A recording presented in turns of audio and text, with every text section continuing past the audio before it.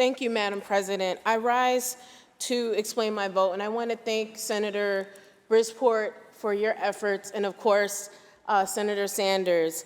You know, when we talk about the history of slavery and abolition in the United States, our narratives tend to preserve an imaginary geographical boundary between the North and the South, and the misconception that slavery was an institution practiced only in the American South. And while the abolition movement did grow in the North and many enslaved people traveled here in search of freedom, it is also the case that slavery and its aftermath are woven into the history of New York and still has present-day implications and impacts. Madam President, enslaved people were forced to work in bondage in our state as early as the 1620s, when the Dutch colonial settlers built communities along the Hudson River with the labor of enslaved Africans. New York did not abolish slavery until 1827. However, disenfranchisement, bigotry, discrimination, and disparities persisted in the wake.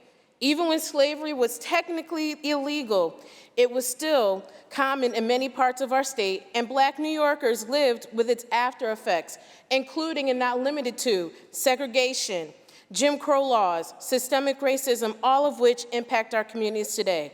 In my own district, where I represent, in District 52, there's a cultural intersection where in the city of Binghamton, there's there's a mark that signifies the Underground Railroad, and then right across the street, you had the KKK that used to hold rallies there, that cultural clash. And so, as many of my colleagues have noted, the legacy of slavery and systemic racism in New York is experienced by Black people in many ways, whether it is through the ongoing effects of generational poverty, voter suppression, disproportionate rates of incarceration, Black maternal health outcomes, limited access to reproductive care, and the list goes on. By passing this legislation and establishing the New York State Community Commission on Reparation Remedies, we have the opportunity to acknowledge the fundamental injustice, cruelty, brutality, and inhumanity of slavery in the state of New York and begin to right the wrongs